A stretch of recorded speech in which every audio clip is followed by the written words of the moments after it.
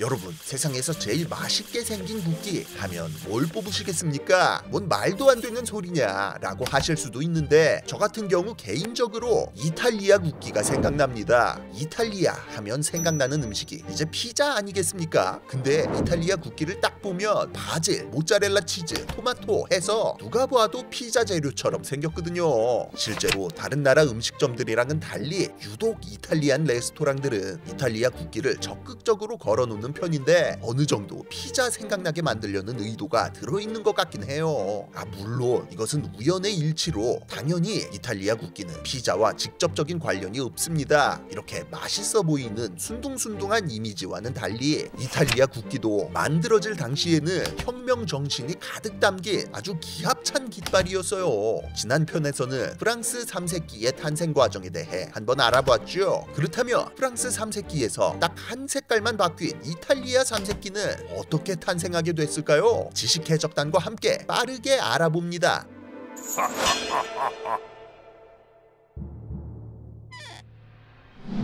아까 장난식으로 말한 피자색 말고도 오늘날 이탈리아인들은 자기네 국기가 각 색깔별로 희망, 신뢰, 사랑을 의미한다, 내지는 푸른 자연, 알프스의 만년설, 붉은 피를 의미한다 등 여러 의미를 부여합니다. 그런데 사실 이탈리아 국기는 그 생김새에서도 알 수 있듯 원래는 프랑스 3세끼의 영향을 받아 만들어진 것으로 이름도 비슷하게 Il Tricollore라고 불립니다. 정확히는 나폴레옹이 군대를 이끌고 이탈리아 반도로 쳐들어오면서 처음 등장했지요. 자, 그럼 당시 이탈리아의 상황은 어땠느냐? 일단 이탈리아라는 나라 자체가 존재하지를 않았습니다. 이때까지만 해도 유럽에는 중앙집권 국가라는 개념이 거의 없었어서 프랑스나 영국, 오스트리아 제국, 프로이센 왕국 같은 몇몇 강대국들을 제외하면 아직도 무슨 공국, 무슨 백국 이런 식으로 귀족들이 요리조리 잘라서 통치하는 소국들이 많았었거든요.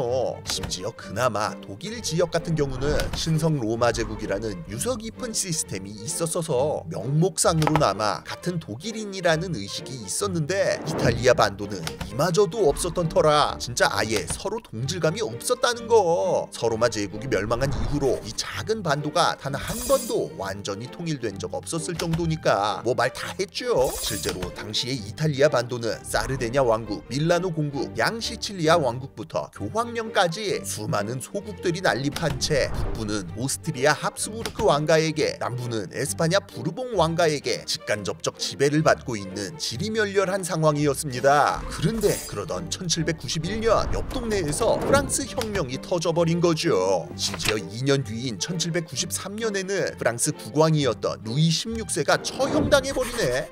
오스트리아를 비롯 화들짝 놀란 유럽의 군주국들은 대프랑스 동맹을 결성, 혁명 정부를 타도하기 위해 군대를 일으켜 프랑스를 다구리 놓기 시작하고, 합스부르크 가문의 영향력 아래에 있던 북이탈리아의 여러 소국들은 형님이었던 오스트리아에게 배팅, 프랑스 다구리에 숟가락을 올리는데,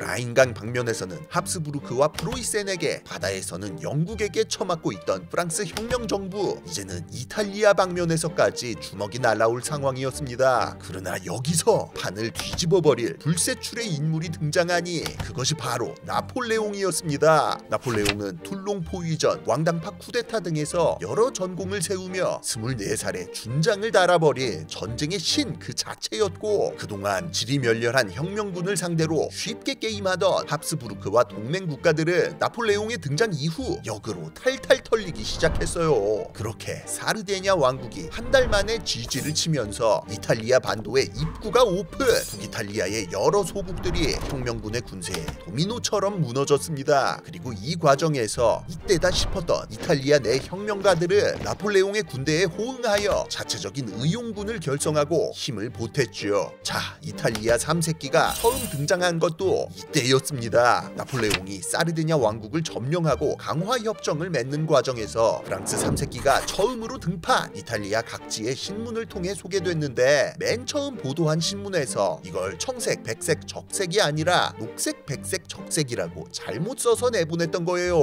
뭐 오보 나갔으면 그냥 정정하면 되죠. 당연히 금방 청색이라고 수정해서 정정 보도를 내긴 했습니다. 근데 이탈리아 각지에서 존버하고 있던 현지 혁명 세력들이 녹색도 나쁘지 않은데 기왕 이렇게 된 거 우리는 녹백적으로 간다 하면서 오히려 이걸 좋아하는 거야. 상당히 어이없는 기원이죠. 근데 뭐 혁명 정신도 가져가고 어느 정도 차별화도 하고 어떻게 보면 딱히 나쁠 거 없지 않습니까? 그래서 요게 이탈리안 코케이드라고 해서 의용군들 사이에 사상 검증용, 피하 식별용으로 널리 쓰이기 시작합니다. 사실 뭐 이 삼색 조합이 이탈리아 혁명가들에 의해 독립적으로 만들어졌다는 말도 있고 썰이 분분하긴 한데 아무튼 본격적인 등장은 사르데냐 왕국이 쥐지친 다음부터였다고 해요. 그리고 이 이탈리안 코케이드는 이후 나폴레옹이 봉건 소국들이 무너진 자리에 일명 자매 공화국이라 불리는 여러 괴뢰국들을 세운 뒤 이탈리아에 대한 영향력을 굳히기 시작하면서 각국의 국기와 군기, 군복 등으로 채택, 이탈리아 전체에 널리 퍼지게 됩니다. 이게 모양이 뭐 가로 3색이었다가 세로 3색이었다가 네모 안에 네모식으로 됐다가 여러 번 변하긴 했는데 녹색과 백색, 적색이라는 조합은 변하지 않은 채 꾸준히 이어졌어요. 자, 이처럼 이탈리아 반도는 녹백적 삼색기와 함께 서로마 제국 멸망 이후 거의 뭐 1500여 년 만에 하나의 구심점과 시대 정신으로 뭉칠 뻔했으나 안타깝게도 불과 20여 년 만에 혁명의 본진이었던 프랑스가 무너지면서 말짱 도루묵이 돼버립니다. 이탈리아의 공화혁명 자체가 어디까지나 프랑스 혁명의 서브 퀘스트 정도 수준으로 나폴레옹의 개인적인 야심으로 일어난 사건이었던 만큼 1000년 넘게 서로 찢어져 각자 도생하던 이탈리아인들 스스로는 이걸 지속할 역량이 없었거든요. 공화정 같은 소리 하네. 다시 원복시켜. 결국 나폴레옹의 패배 이후 빈 체제가 시작되면서 유럽 내의 다른 지역들과 마찬가지로 이탈리아 반도에 세워진 프랑스의 괴뢰국들도 다 해체당해서 봉건 국가로 회귀합니다. 그리고 그 자리에는 합스부르크와 부르봉 왕가의 귀족들이 돌아와 눌러앉았죠. 그러나 꽃을 꺾는다고 봄이 안 오겠습니까? 잠깐이나마 맛보았던 근대 공화국의 가능성과 이탈리아 통합이라는 열망은 사라지지 않았고 결국 1848년 유럽 각국에서 빈 체제에 저항하는 자유주의 운동이 동시다발적으로 발발하면서 이탈리아에서도 리소르지멘토라고 불리는 이탈리아 반도 통일 운동이 일어나기 시작합니다. 그리고 마침내 1859년 프랑스의 지원을 받은 사르디냐 왕국의 국왕 비토리오 에마누엘레 2세가 북이탈리아에서 끈질기게 버티고 있던 오스트리아를 격파, 밀라노를 비롯한 롬바르디아 일대의 부유한 핵심 지역들을 점령한 뒤 이듬해인 1860년에는 중부 이탈리아까지 밀고 내려왔어요. 한편 그 사이 남부 이탈리아에서는 주세페 가리발디가 이끄는 붉은 셔츠단이 양시칠리아 왕국을 무너뜨린 뒤 북상하고 있던 와중이었습니다. 그리고 이 붉은 셔츠단이 들고 다닌 깃발이 다름 아닌 40여 년 전 이탈리아 혁명의 불씨를 지폈던 바로 그 깃발, 녹백적 삼색기였죠. 마침내 가리발디가 남이탈리아의 모든 점령지를 비토리오 에마누엘레 2세에게 헌납하면서 이탈리아 반도의 통일은 잠정적으로 완수되었고 사르데냐 왕국의 왕가 사보이아 가문의 문장에 이 혁명의 삼색기를 더한 깃발이 통일 이탈리아의 공식 국기로 채택되었습니다. 이탈리아 통일을 위해 전력을 다했던 왕가와 외국 압제자들에게 들고 일어난 민중들 모두를 기념하는 국기였다고 볼 수 있어요.